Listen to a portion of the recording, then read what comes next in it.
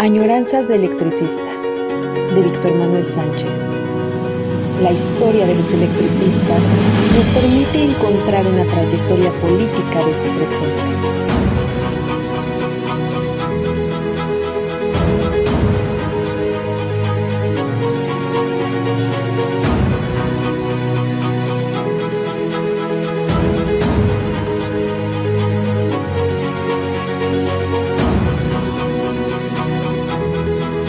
Comenzamos.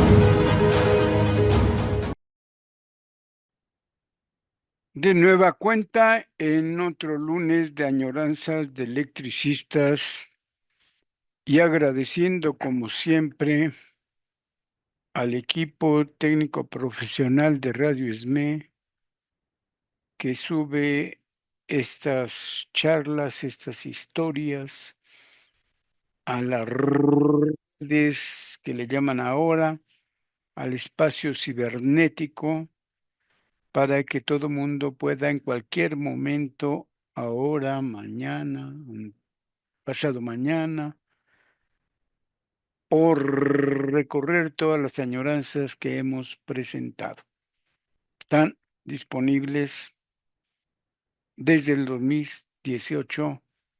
Hemos hecho todos los lunes añoranzas de electricistas, la historia del ESME, punto por punto, asunto por asunto, hora tras hora. Y hoy continuamos con la presentación del estatuto original elaborado en 1936 por la Confederación de Trabajadores de México, la CTM, y hemos dicho que seguramente fue elaborado por Francisco Breña Alvírez, el secretario general de aquella época del ESME.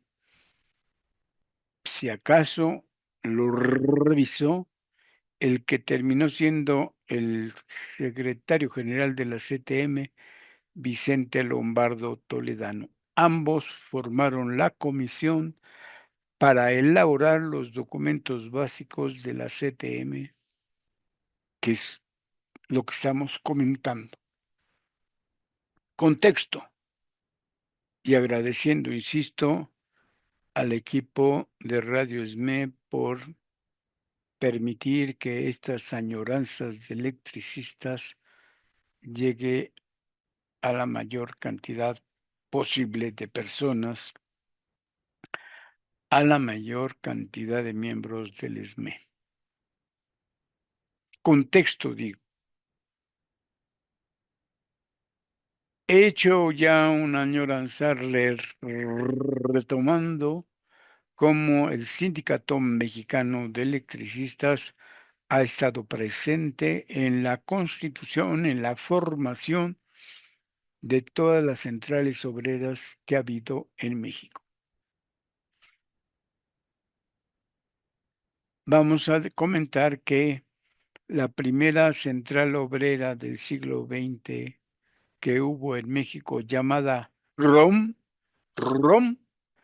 la Confederación Regional Obrera Mexicana, surge a partir de una convocatoria que se hace después de 1917, a donde asisten los delegados del sindicato y coordinan, dirigen, proponen los documentos básicos de la CROM. A tal grado que ese delegado que presidía la comisión que iba del ESME, con una gran capacidad política, logra convencer a los asistentes de que él sea nombrado el dirigente de la CROM. Para el Sindicato Mexicano de Electricistas, Luis N. Morones quien va a presidir la CROM, a liderar la CROM durante toda la década de los años 20, cometió traición, pues llegó justo a consolidar una perspectiva política a la cual no se le había asignado como tarea. Gracias a su capacidad de oratoria, a su capacidad política, convence tanto en Veracruz como en Saltillo a las organizaciones presentes que no saben que ya había sido destituido y expulsado del ESME.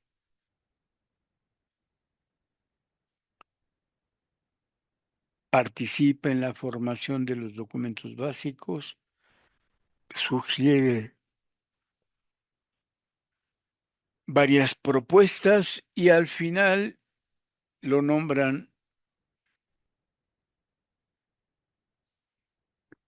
líder de la CROM. Durante toda la década de los años 20, la CROM se convierte en el brazo político del gobierno en turno, del gobierno triunfador de la Revolución Mexicana, con el ligero detalle de combatir las luchas, la independencia y las organizaciones de los trabajadores. Morones se convirtió en el primer líder charro, el primer traidor a la organización obrera, muy hábil para aliarse con el gobierno en turno, con las fuerzas que tomaban el poder y, sobre todo,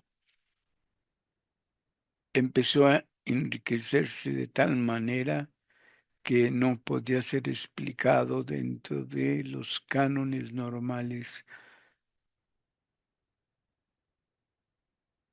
para el trabajo y para ocupar el puesto que tenía. Se alía finalmente al jefe máximo de la Revolución Mexicana durante el periodo que se llamó el Maximato para defender los intereses y los proyectos y las propuestas de la burguesía, dándole espalda a las organizaciones obreras, a la movilización obrera, en suma, a la lucha de los trabajadores.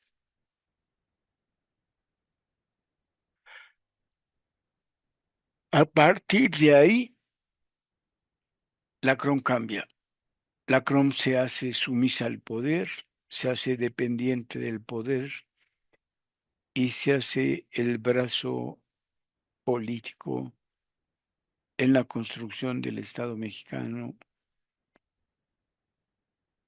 por medio de la CROM.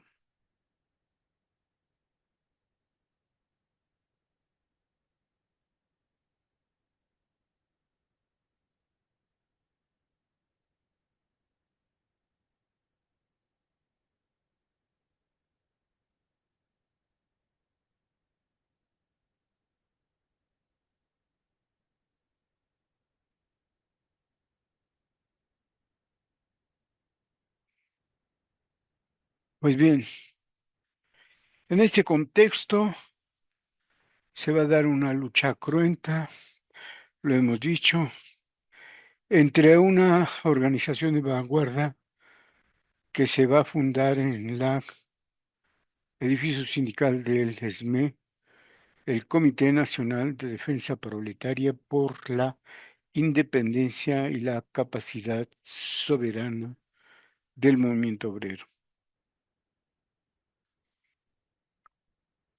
Esta es la lucha que vamos a vivir previo a la creación de la CTM, una CROM vinculada al poder político, a lo más nefasto del poder político y la creación del Estado mexicano, frente a la lucha por los intereses esenciales, vitales y básicos de la clase obrera y del movimiento organizado de manera independiente. La CROM trata de controlar, de someter, de humillar a los trabajadores que pertenecen a sus confederaciones, a sus sindicatos, y por el otro está la lucha revolucionaria, por llamarle de alguna manera, que combate al gobierno espurio y que organiza al conjunto de los trabajadores. En febrero de 1936, el Comité Nacional de Defensa Proletaria tenía planteado como uno de sus primeros objetivos desde cuando se funda, que es organizar a la mayor cantidad de trabajadores mexicanos, sean trabajadores del campo, sean trabajadores de la ciudad. La Gran Central Confederación de Trabajadores de México les va a dar la oportunidad de que realicen ese proyecto unitario, conjunto, con clase.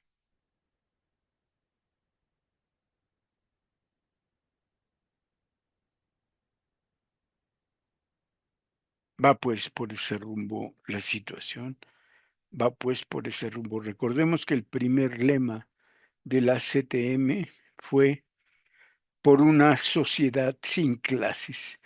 Es un lema propiamente socialista y, por qué no decirlo, quizá comunista. Saben que el futuro de una sociedad libre, de una sociedad donde los trabajadores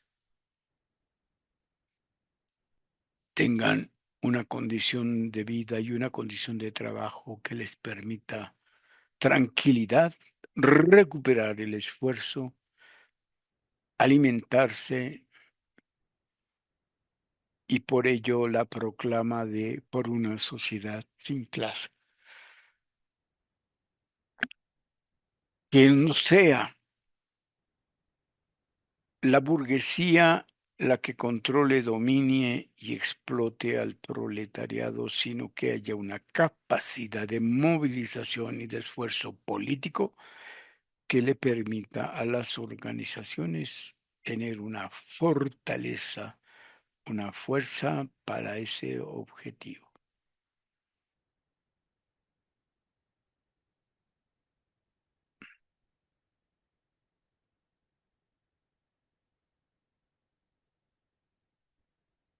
Bien,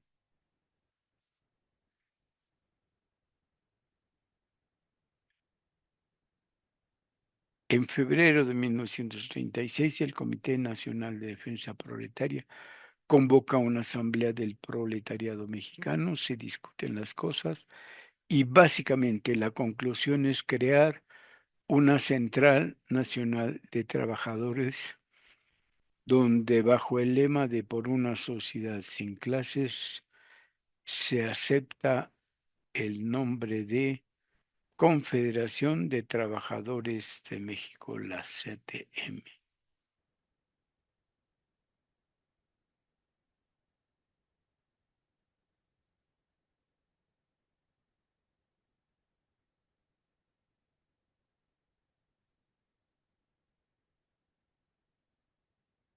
Va pues por ahí, en esta búsqueda, en esta lucha, en esta reunión. Uno de los objetivos del Comité Nacional de Defensa Proletaria se fue la unidad de la clase obrera, y pensaron que es a través de una central nacional que se llamó Confederación de Trabajadores de México, que todos conocimos después como la CTM.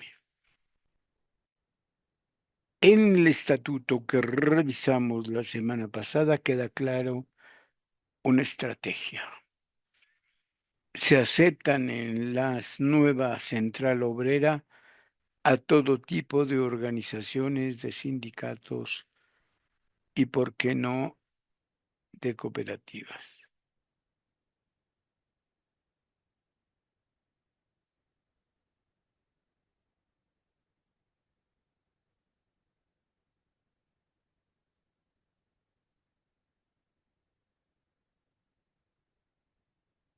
Es lo que estamos leyendo.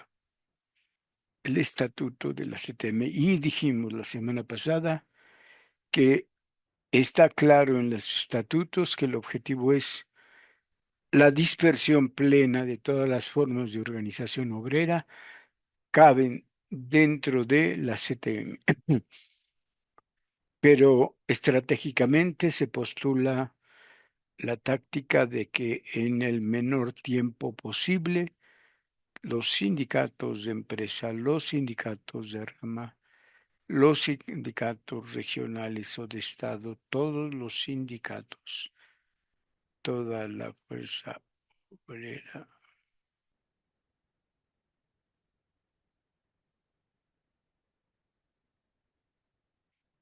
va a surgir. Hay un enfrentamiento, lo dijimos, de calles contra el presidente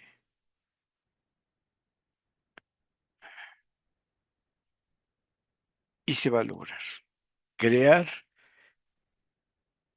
a través primero de la actividad política del Comité Nacional de Defensa Proletaria hasta convencer a todos los miembros organizados de dar el siguiente paso creando la CTM, la Confederación de Trabajadores de México,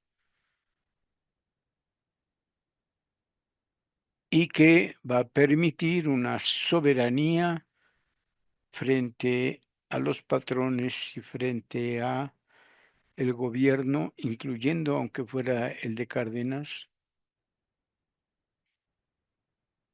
para que haya esta nueva central.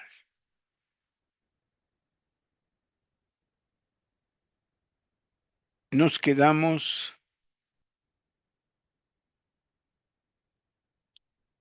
revisando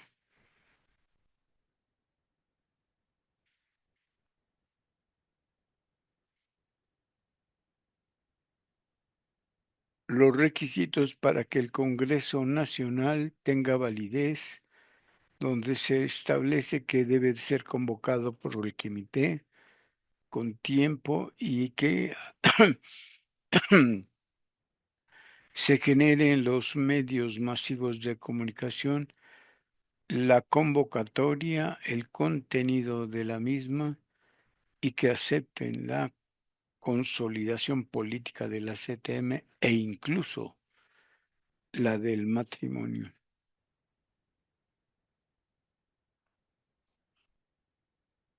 Para que el Congreso tenga validez, por lo menos la mitad de los miembros activos deberán estar presente por los delegados como por las organizaciones que pertenecen. El voto es primero que puede haber por cada organización 3 personas nombrándolo.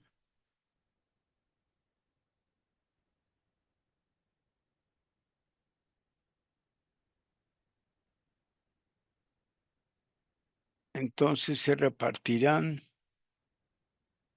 tanto los votos como la voz de todos los asistentes al Congreso de la CT.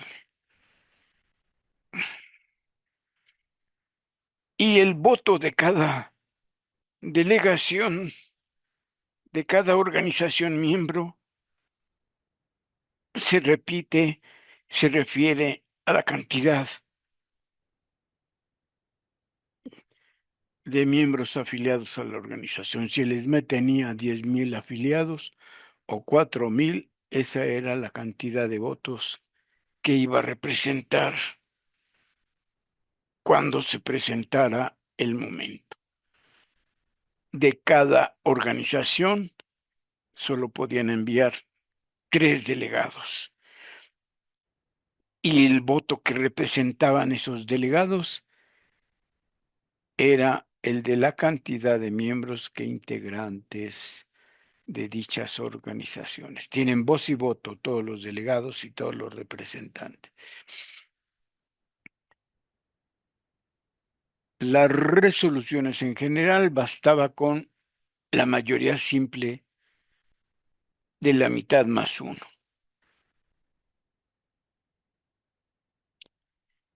reconociendo el valor de la cantidad de votos por cada miembro de las organizaciones.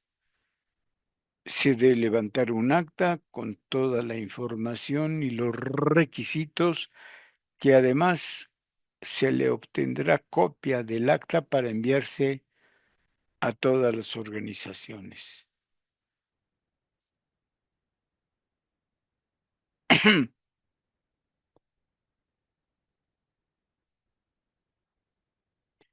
El Congreso también puede elegir al Comité Nacional.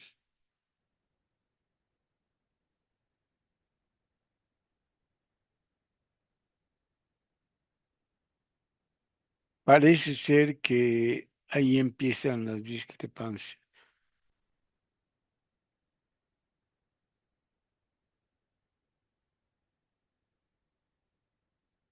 Pero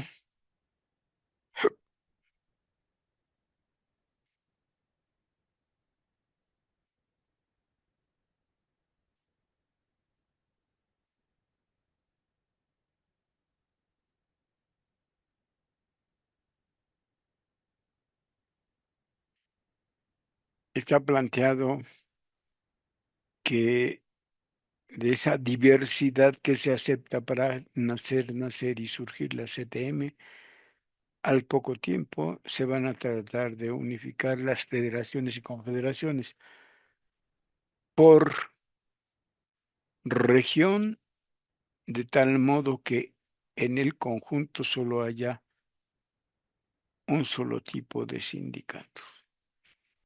El segundo acuerdo que lleva el ESME al Congreso Fundacional es que se genere la capacidad política para que los delegados representen y sean considerados a partir de esa cantidad de miembros afiliados a cada organización.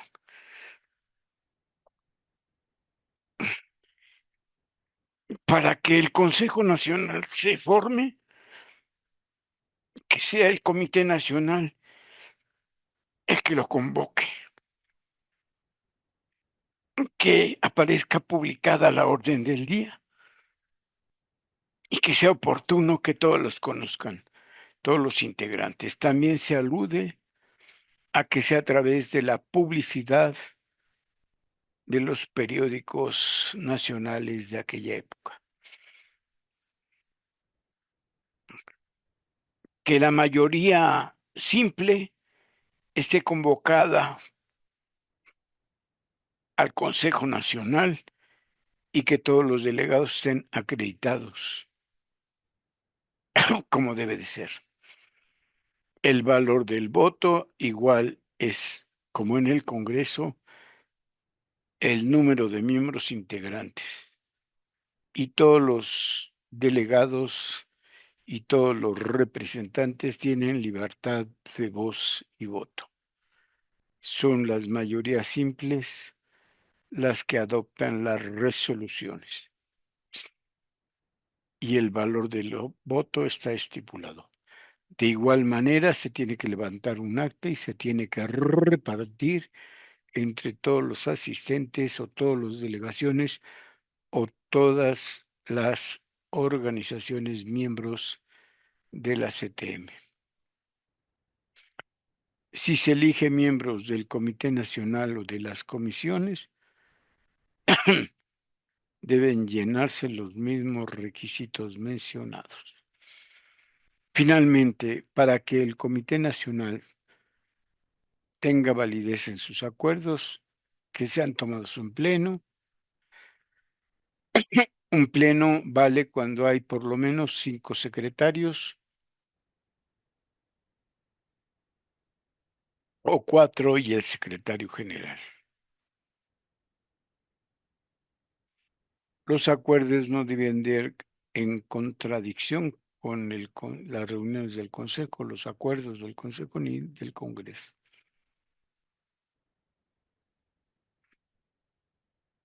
Los acuerdos en el Pleno tienen que ser por mayoría de 4 votos. El capítulo quinto que trata de elecciones y nombramientos de los organismos indica en el artículo 36 que el Comité Nacional será electo por el Congreso Nacional y mayoría simple de los representantes o delegados.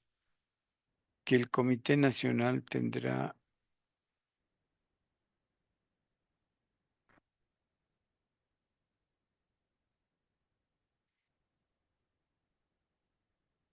entonces durarán 2 años en el cargo, tanto los del secretariado como de las dos comisiones.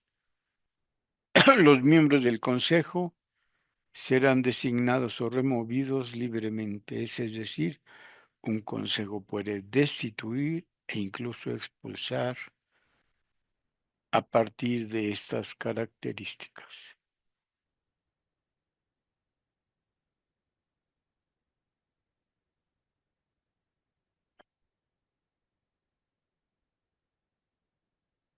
Se entiende que los miembros del consejo que estén en él pueden ser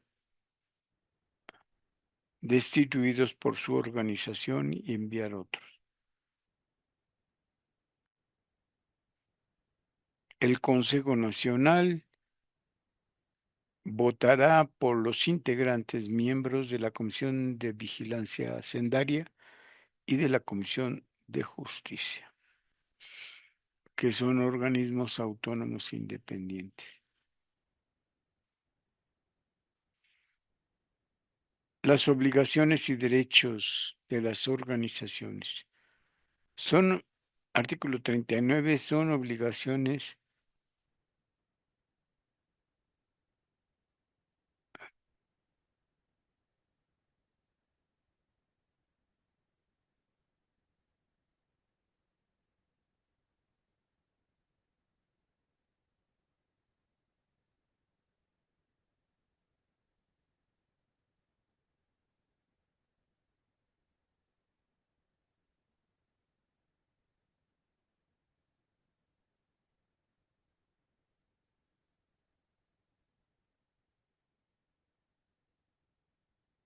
En fin,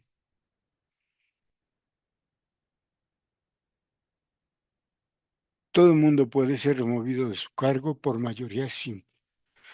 El Comité Nacional, los miembros del Consejo y los integrantes de las comisiones de vigilancia hacendaria y de justicia, por simple mayoría de votos. Hay una capacidad de movilización sumamente importante e interesante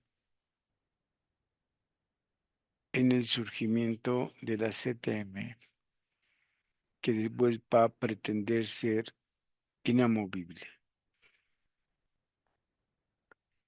Las obligaciones de todas las organizaciones miembros de la Confederación son respetar su autonomía y su integridad, acatar las resoluciones del Comité Nacional, mantener informado al Comité Nacional acerca de los conflictos obrero-patronales o de carácter general.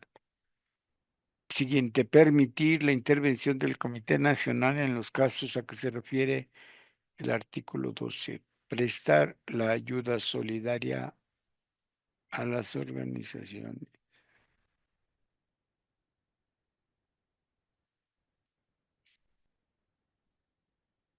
Prestar la ayuda económica solidaria en la medida de sus posibilidades. Acatar el acuerdo del Comité Nacional de ir a huelga general cuando se apruebe, cuando se presente cualquiera de los casos del artículo 46. Cubrir puntualmente las cuotas ordinarias correspondientes al Comité Nacional y atender las recomendaciones del mismo comité, relativas a cuando se designan cuotas extraordinarias. Hacerse representar en el Congreso Nacional y en el Consejo Nacional son también parte de los derechos de las organizaciones que pertenecen a la CTM. Hacerse representar en el Congreso Nacional y en el Consejo Nacional, como está aquí estipulado en el estatuto. Y el último es no celebrar pactos o convenios con otras organizaciones de trabajadores ajenas a la Confederación sin la aprobación del Comité Nacional.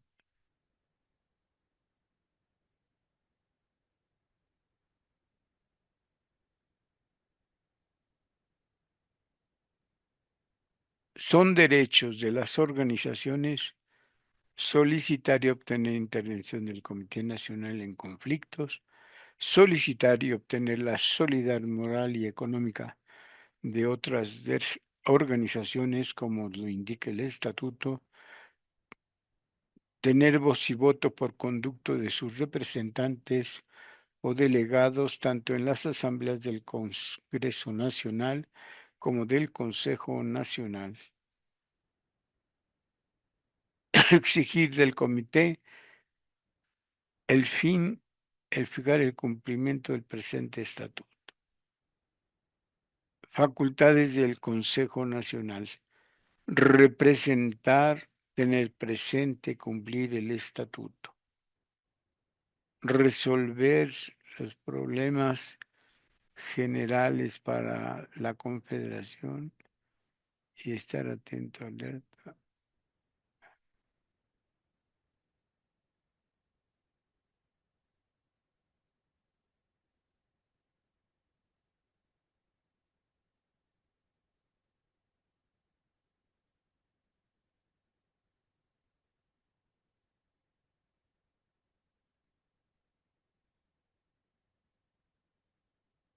Por ahí.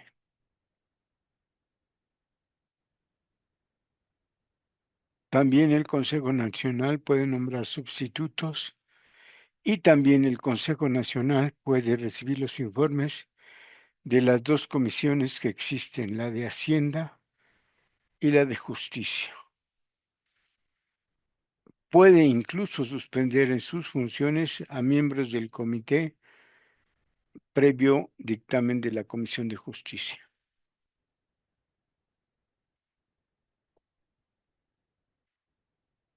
previo el curso correspondiente. Son facultades, derechos y obligaciones del Comité Nacional cumplir y hacer cumplir las disposiciones del Estatuto como los acuerdos del Consejo y del Congreso. Intervenir en los conflictos intergremiales a petición cualquiera de las organizaciones afectadas y en los conflictos obrero-patronales a partir de la petición de la parte obrera. Determinar la ayuda económica moral para impulsar a las organizaciones que están en conflicto y que necesitan ayuda solidaria o de huelga. Antes de ir a la huelga deben tomarse determinación de cada caso. Representar jurídica, social e internacionalmente a la CTM, fomentar y designar a los miembros de las comisiones para que crea conveniente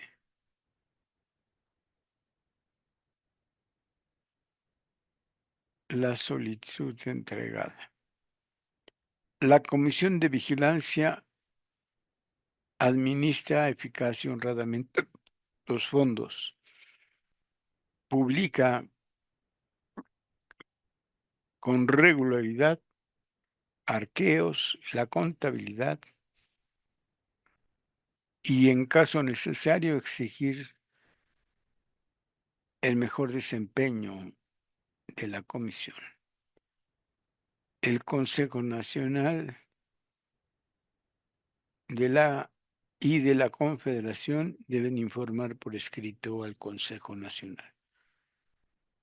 Deben de tomar a compañía de quesos.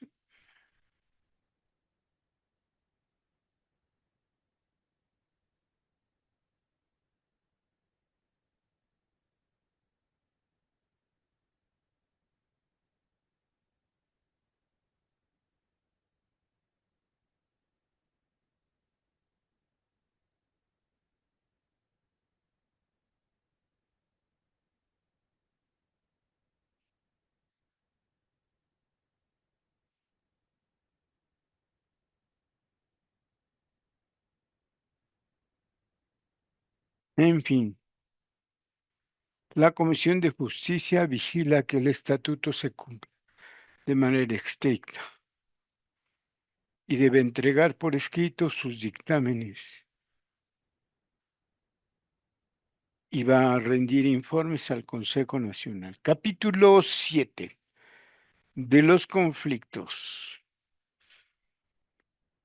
Como consecuencia del ejercicio de los derechos inherentes a la autonomía que disfrutan las organizaciones, estas tienen el derecho de acordar la huelga para conseguir la solución de sus conflictos. En el caso de las huelgas por solidaridad, que afecten a todas las agrupaciones confederadas de una federación regional estatal, antes del movimiento del organismo representativo deberá ponerse de acuerdo con el Comité Nacional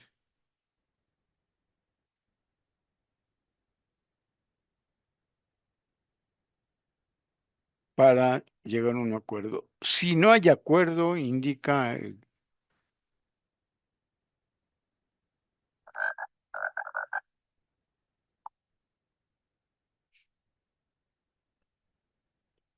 si no hay acuerdo, de cualquier forma puede haber y realizarse la huelga por la federación o por el comité regional. En el caso de las huelgas acordadas por los sindicatos nacionales, sucederá lo mismo. Se consulta al Comité Nacional, pero si hay desacuerdo, el Sindicato Nacional de Industria puede convocar a la huelga bajo su responsabilidad, su exclusiva responsabilidad. Cuando es una huelga general de carácter nacional convocada por la Confederación, de acuerdo a lo propuesto por el Comité Nacional, se realiza cuando aparezcan en el país manifestaciones de carácter fascista o de cualquier otra índole que pongan en peligro la Confederación o a las agrupaciones que la integran. Cuando se pretenda restringir o abolir los derechos fundamentales de la clase trabajadora como la huelga, la asociación, la expresión del pensamiento o el manifestación y el derecho de reunión pública. Cuando el Estado tolere o fomente organizaciones cuyos propósitos o tendencias sean contrarias a los derechos fundamentales de trabajadores. Recuerden que estamos diciendo el caso de que pueda haber una huelga general, huelga nacional por la CTM. Cuando el Estado pretenda implantar un régimen de sindicalismo obligatorio o corporativo vinculado al Estado mismo. Cuando el Estado tolere o fomente la existencia de cuerpos armados independientes al Ejército Nacional, cuyos actos o tendencias sean las de restringir cualquier forma de los derechos de los trabajadores. Cuando se establezca, perdón, cuando la clase patronal lleve a cabo un paro para oponerse a la clase trabajadora o para pedir la supresión o restricción de los derechos de los trabajadores.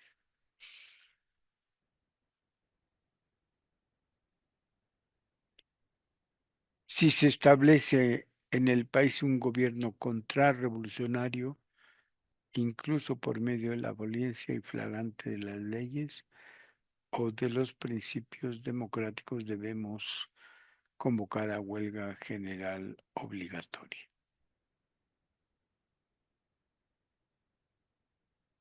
Disposiciones disciplinarias, capítulo 8. Estas son las situaciones y sanciones disciplinarias. 1, amonestación. 2, suspensión de derechos. 3, requisitos.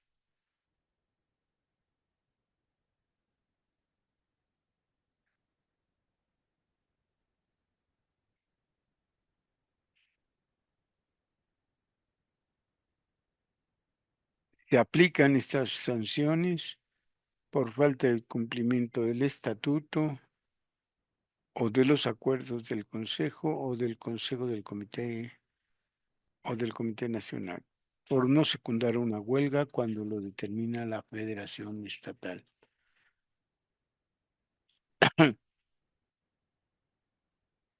Por no secundar una huelga general nacional de la que hemos convocado y por traición a los principios. Estas son las sanciones que se aplicarán a las organizaciones confederadas. Hay sanciones para los miembros del Comité Nacional y de las comisiones. Se repite: 1, amonestación. 2, suspensión de su cargo. 3, definición. Y 4, y última, expulsión de organizaciones a que pertenecemos. Las sanciones disciplinarias a que se refiere el artículo: falta de cumplimiento de sus obligaciones.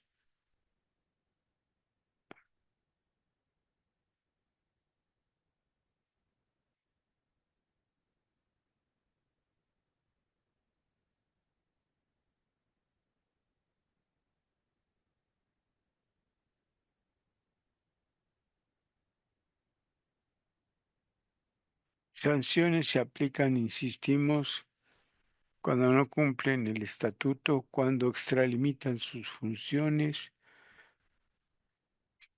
cuando malversan los fondos o por traición a los principios y el programa de la Confederación. La Comisión de Justicia, artículo 51, reconocerá de los casos a que se refiere los conflictos, rendirá su dictamen en el Consejo Nacional y serán respetadas por el y puestas en ejecución por el Comité Nacional. En todos los casos sujetos a sanción, la parte acusada gozará de la más amplia libertad para la defensa. El Comité Nacional, a petición de la Comisión de Justicia, establece.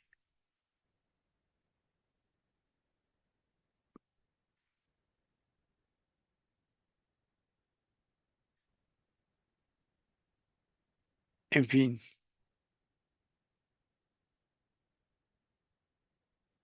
las sanciones se aplican a partir de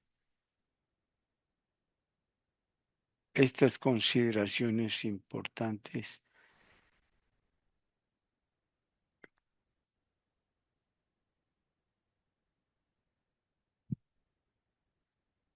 En todos los casos sujetos a sanción de la parte acusada, gozará de la más amplia libertad para su defensa ante la Comisión de Justicia, ante el Consejo Nacional. El Comité Nacional, a petición de la Comisión de Justicia, está facultado para hacer amonestaciones sin necesidad de que intervenga el Consejo.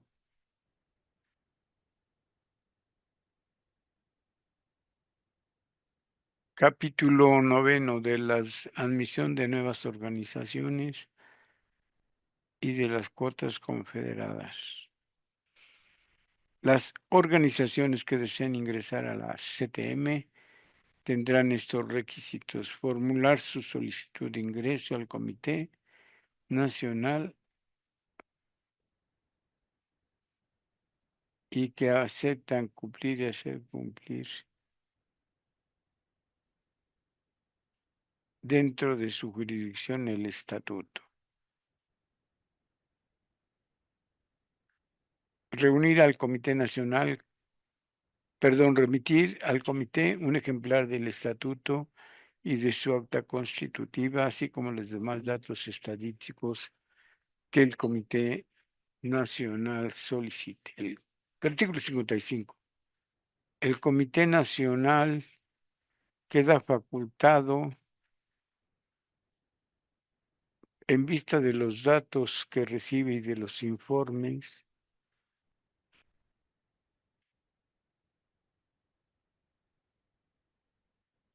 Tendrá derecho a recurrir al Consejo Nacional para que se resuelva en definitiva.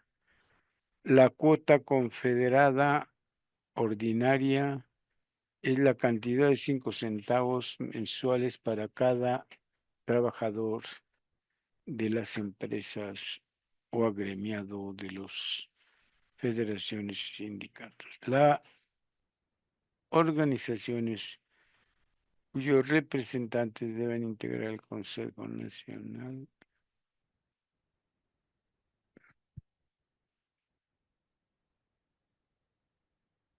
Bien, será, como dijimos, una cuota de 5 centavos mensuales por cada trabajador. Las organizaciones cuyos representantes deben integrar el Congreso Nacional podrán hacerlo sin que se les cuente de su trabajo la cuota confederada, remitiéndolas directamente a Educación, a Estadística y Finanzas de la CTM.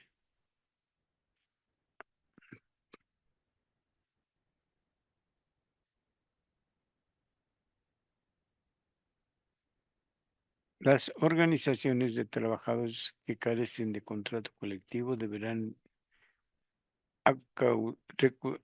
recaudar directamente entre sus miembros la cuota confederal ordinaria y, si es posible, la extraordinaria. La falta de pago de la cuota confederal ordinaria será un castigo por 3 meses sin derechos. Trae consigo automáticamente la suspensión de esos derechos a reserva de las sanciones que se aplique el Consejo Nacional.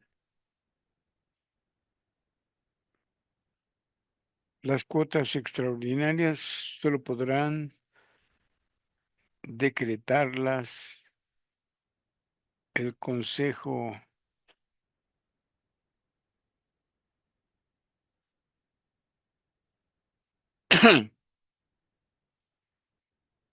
y el Congreso Nacionales, y esos acuerdos serán obligatorios para todas las organizaciones.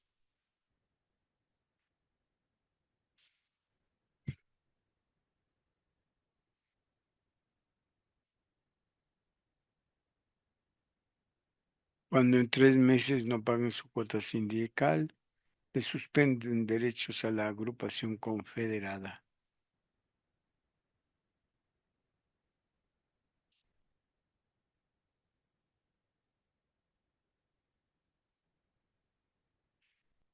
La falta de pago, dijimos, por ordinaria por 3 meses, automáticamente se le suspenden sus derechos a la agrupación que no haya pagado. Las cuotas extraordinarias, dijimos, podrán solo podrán decretarlas el Consejo y el Congreso Nacional y serán obligatorias para todos. El Comité Nacional podrá recomendar cuotas extraordinarias. La administración de los fondos de la Confederación queda a cargo y bajo la responsabilidad del Comité Nacional a través del Secretario de Estadística y Finanzas y bajo la supervisión de la Comisión de Hacienda, perdón, de la Comisión de Vigilancia Hacendaria.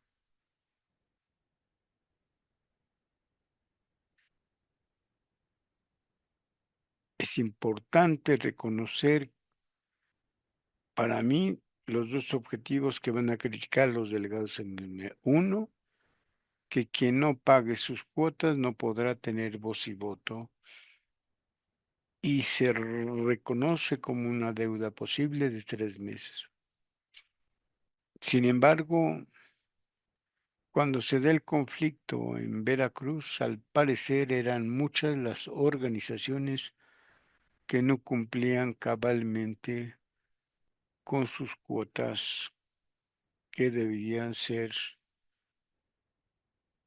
entregadas y pagadas mensualmente.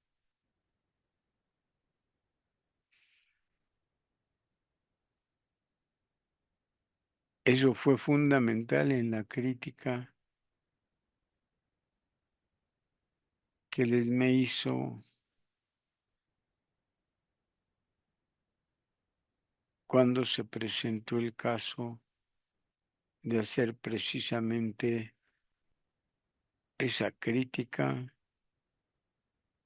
sobre los acuerdos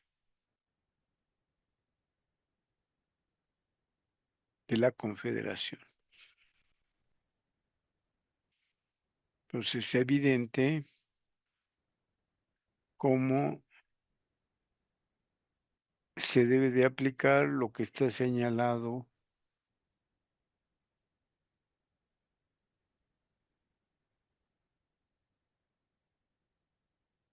en este estatuto. No hay ninguna posibilidad de equívoco y está claramente manifestado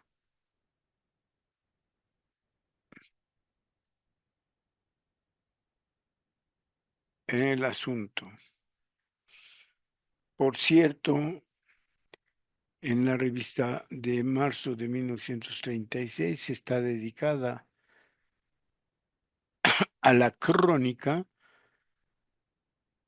de la fundación de la CTM. La primera sesión está transcrita el 21 de noviembre. Está el informe de Breñalvírez por el Comité Nacional de Defensa Proletaria.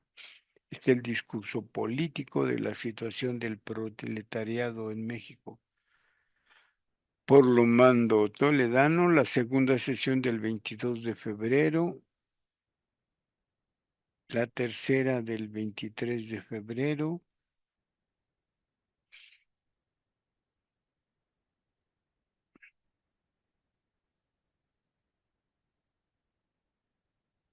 y la sesión de clausura del un lunes 24 de febrero, como lo es hoy el lunes 24 de marzo.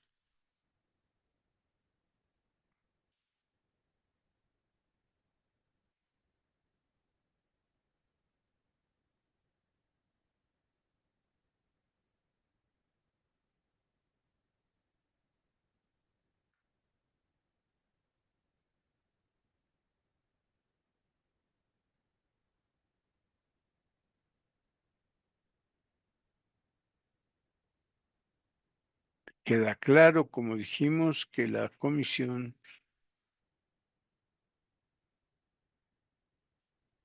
de Vigilancia Hacendaria y el secretario de Estadística vigilan los fondos y que ambos deben rendir informes ante el Consejo Nacional y que el secretario de Estadística y Finanzas, con la aprobación del Comité Nacional, podrá nombrar un tesorero general responsable directo de los fondos, que los fondos de la Confederación deberán ser administrados de tal manera que solo se usen para el mejor cumplimiento del objetivo de la Confederación.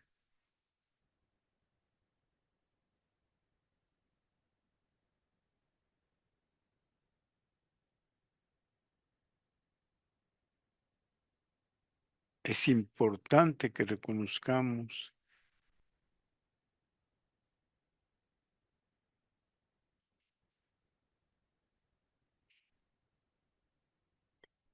estos puntos y cómo se va a ser consecuente con ellos.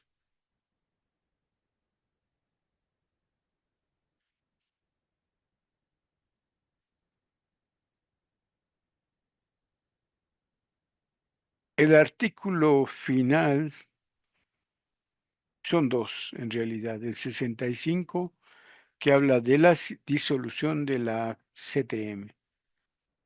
Se deben llenar los siguientes requisitos: que se convoque un Congreso Nacional Extraordinario con una anticipación de 3 meses con el único objetivo de la disolución. Que es dos, que se lleve a cabo el cómputo riguroso de la votación relativa. Tres, que la disolución sea votada por más de las 2/3 partes de los miembros o de las organizaciones que integran la Confederación, más de las 2/3 partes del total de los agremiados. Artículo 66. Si las organizaciones que hubieran votado en contra de la disolución de la Confederación pudieran integrar una agrupación de carácter nacional, podrán hacerlo, así adoptando un nombre diferente, y tendrán derecho a tomar posesión de todos los bienes muebles que haya tenido la CTM original.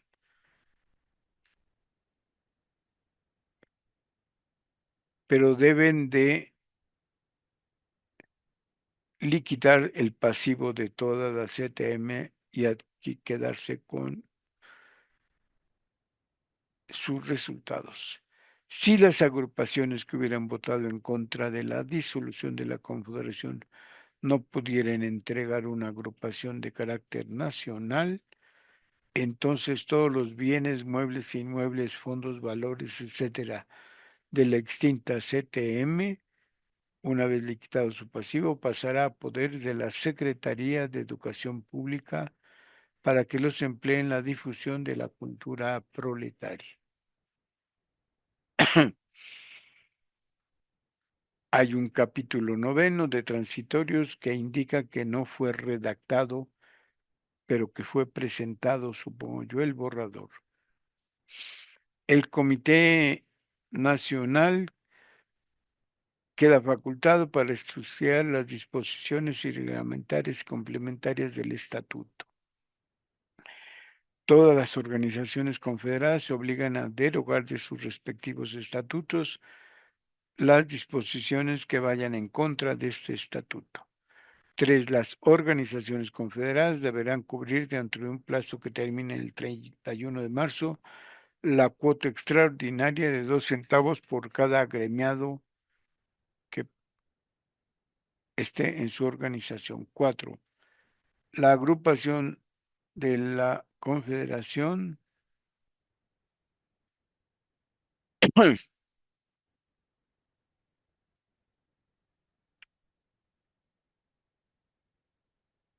de Defensa, pero del Comité Nacional de Defensa Proletaria, ceden a la Confederación todos los fondos, muebles, equipo y útiles, y para la misma los adeudos que tuviera aquel. El presente estatuto queda en vigor a partir de esta fecha y se firma 24 de febrero de 1936 por una sociedad sin clases. Firman la Comisión del Estatuto: Vicente Lombardo Toledano, Francisco Breña Alvírez y Salvador Rodríguez. Cuando fue terminada la lectura y aprobado el general estatuto, tomaron la palabra el compañero Feliciano Vázquez, que propone que el Congreso se reúna cada año y no cada dos, pero no se aceptó la proposición. El compañero Cristiani, que propone que en los casos de huelga general se excluya a los empleados públicos dada la situación en que estos se encuentran. Se desecha la proposición. El compañero Jesús M. González, que propone que se aumente el secretariado de la CTM de México con una Secretaría de Asuntos Internacionales, dado que existen en Estados Unidos 2,5 millones de mexicanos. El compañero González retira su proposición cuando es informado por la comisión que será creada una comisión de asuntos internacionales. El compañero Rendón quiere que se le aclare perfectamente lo que se refiere a salarios. El compañero Toledano le recuerda que el diccionario de la lengua española registra la definición concreta de lo que significa salario. El compañero Aguilera pide que en la declaración de principios se incluya que se luchará por los trabajadores del servicio del Estado que queden dentro de la Ley Federal de Trabajo y que tengan los mismos derechos de los demás trabajadores. Se le aclara que el estatuto no es una iniciativa de reformas de la ley y que no se hacen distingos de la calidad de los trabajadores ni de sus oficios y tampoco por lo que toca a la naturaleza jurídica. A pesar de esto, el presidente pregunta a la Asamblea si se acepta o no la proposición de compañero Aguilera y se acepta una contestación definitiva. El compañero Breñalvírez de la comisión aclara que el Comité Nacional tomará en cuenta las circunstancias especiales de cada caso antes de convocar a la comisión respectiva, que habrá de funcionar, perdón, que habrá que fundir a las organizaciones existentes.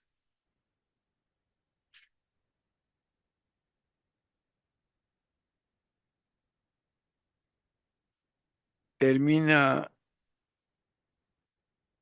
disposiciones y estas aclaraciones y estas proposiciones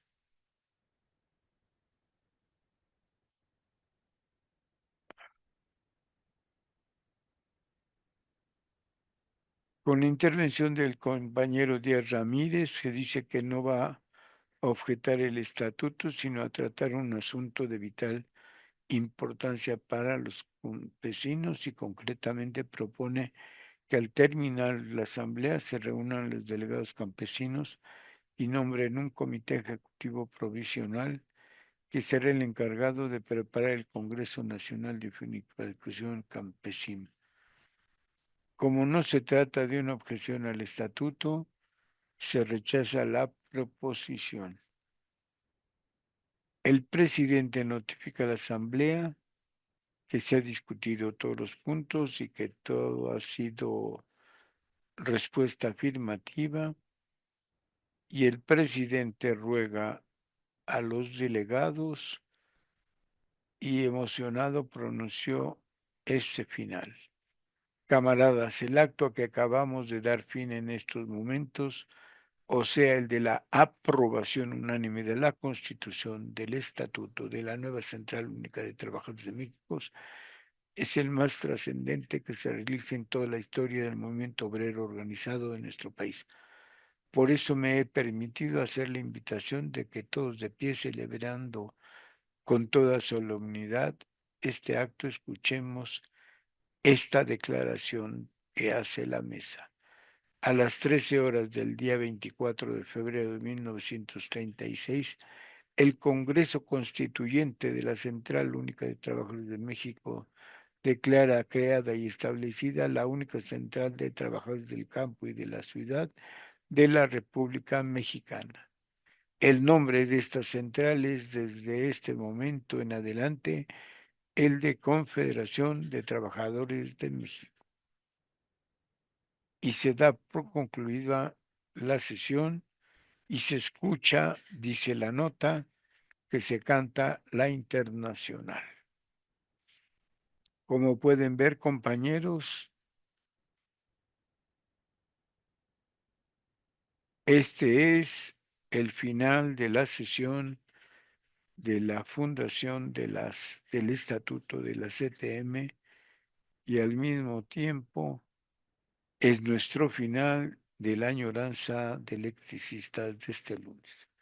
Se nos acabó el tiempo y les decimos, como siempre, nos vemos el próximo lunes en otra añoranza de electricistas. Hasta entonces, muy buenos días, muy buenas tardes, muy buenas noches, según el momento en que nos vean.